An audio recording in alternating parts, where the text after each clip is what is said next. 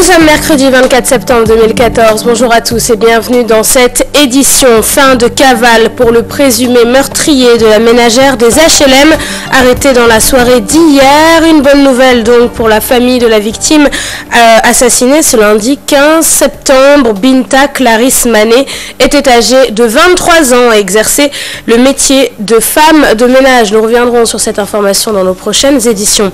Procès de Karim Ouad et de ses co-accusés. L'audition des prévenus aura duré 3 semaines. Hier, mardi, Alioune Samba Diassé déclarait que Karim Ouad n'a rien à voir avec la société ABS SA. Ce mercredi, c'est la confrontation des prévenus qui devrait être au programme. Et pour en savoir plus, direction le palais de justice où nous retrouvons Adi Atala. Adia, bonjour.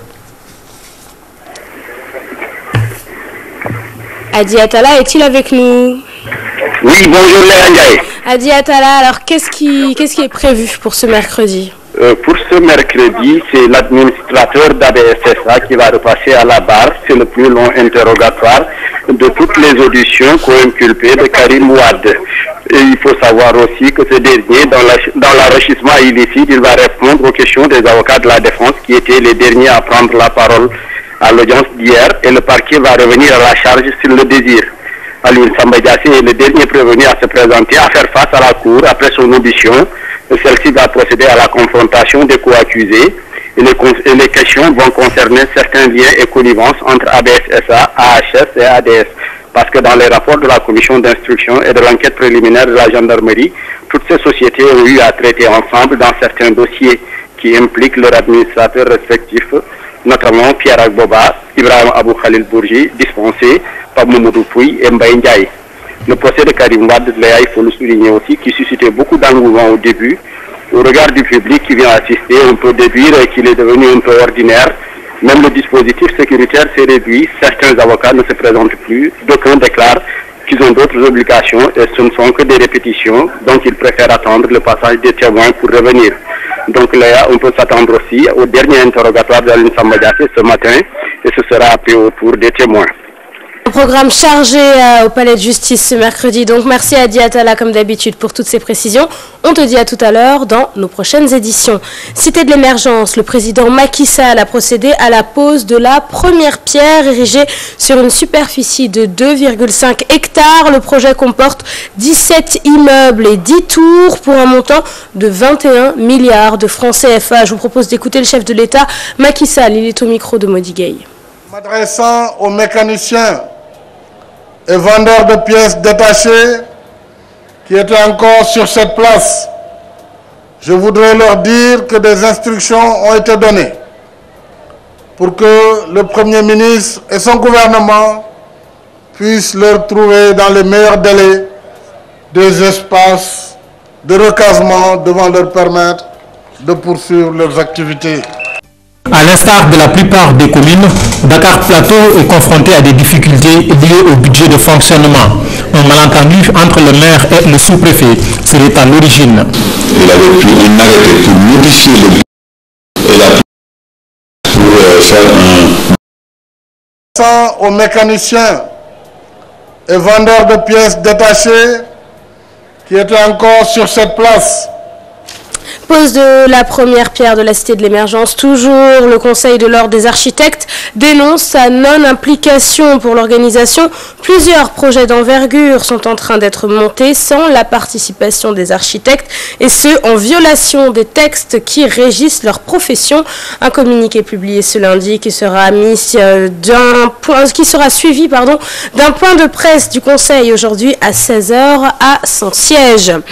Dysfonctionnement à présent au sein des communes de Dakar Plateau et de Fan Amitié.e. La cause, un malentendu dû au vote du budget avec paiement d'une agence de sécurité.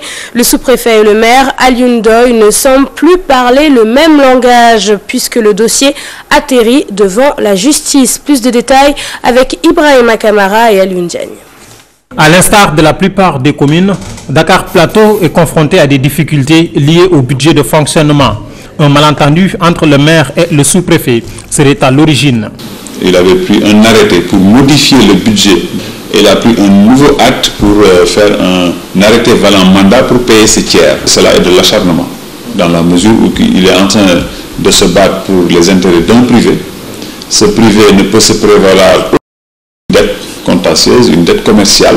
Nous ne pouvons rien faire d'autre qu'attendre la décision de la Cour suprême et nous y conformer.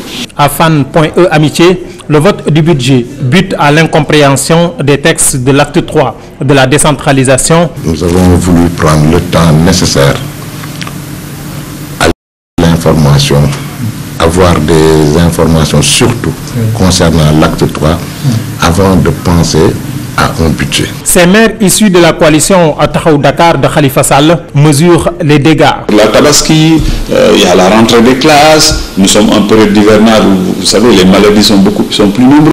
Nous devons aider nos structures sanitaires, nous devons préparer nos 13 écoles élémentaires à leur rentrée, etc. Palsam projette de réorganiser les panneaux publicitaires de sa commune. Les recettes issues du centre de santé Gaspard Camara, entre autres. Gaspard Camara fait plus de 2 par an. Moi,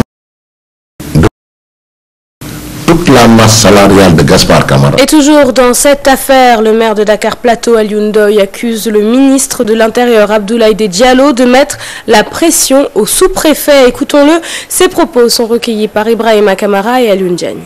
On peut comprendre cet acharnement. On me dit qu'il y a des pressions. Et je me renseigne, on me dit oui, c'est des pressions qui viendraient du ministre de l'Intérieur. Je dis mais je suis étonné. J'en parle, c'est pour que si cela est avéré, si c'est le ministre de l'Intérieur qui est derrière ça, mais qu'il comprenne qu'il est en train de faire prendre à son représentant des actes qui enfreignent la loi, parce qu'il faudrait jamais, depuis que l'État du Sénégal existe, jamais cet État n'a eu à exécuter une décision qui n'avait pas encore eu le caractère de la chose jugée. Donc ces éléments sont au niveau encore dans les procédures judiciaires.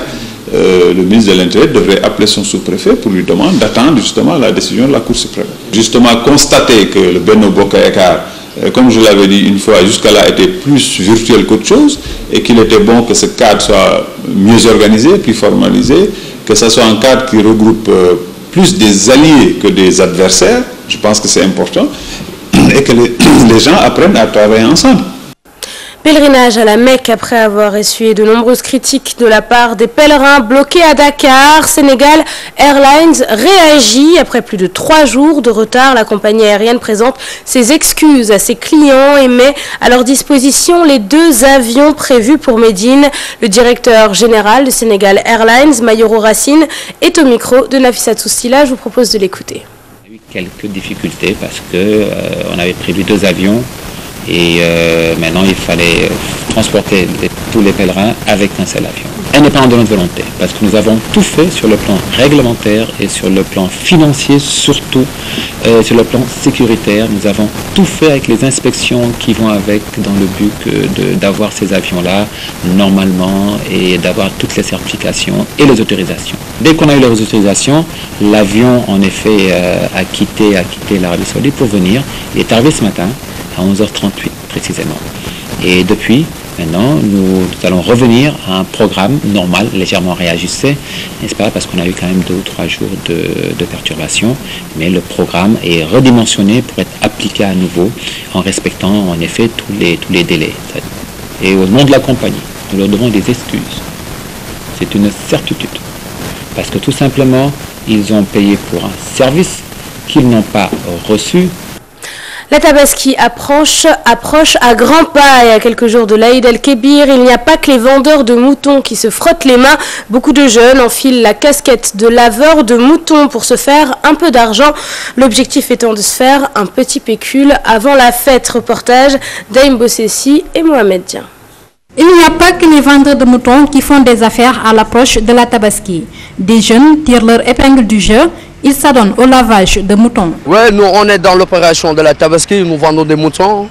Vous voyez, on a déjà fini de laver tous ces moutons. Je suis venu en vacances, je viens de Ngoyane. Je suis ici pour laver les moutons. La conjoncture économique difficile pousse ces jeunes à se rabattre sur ce petit boulot. Mais en ce moment tout est stock parce que le pays, sincèrement parler, va dur quoi. Ouais, on est dans les locations de véhicules. Mais comme on est dans la période Tabaski, ça ne marche pas. On se concentre de la vente des moutons quoi. On est des hommes, en plus on a notre vergogne. On ne peut pas comment dirais-je même, se promener comme ça dans la rue Mais comme que c'est la période de la Tabaski, pourquoi ne pas se concentrer dans l'opération? Moi, je suis mécanicien, mais le travail ne marche pas en ce moment. Une activité qui rapporte gros pour eux. Si c'est la race de l'Adoum, c'est à 500 francs. Le simple, c'est à 250 francs. On peut gagner de 3 000 à 5 000 francs par jour. On lave ici les moutons, 500 francs. On peut gagner la journée 3 000 ou bien 5 000 jusqu'à 10 000. Ça dépend en tout cas de la journée. On est payé 500 francs pour chaque mouton. Parfois, on peut gagner de 5 000 à 10 000 francs par jour. Qu'ils soient vendeurs de moutons, vendeurs de foin, gardiens de points de vente ou laveurs de moutons, tous font de bonnes affaires durant la période qui précède la Tabaski. Voilà, c'est la fin de cette édition. Merci de l'avoir suivi. Passez une excellente matinée en compagnie de nos programmes sur la télévision Futur Média.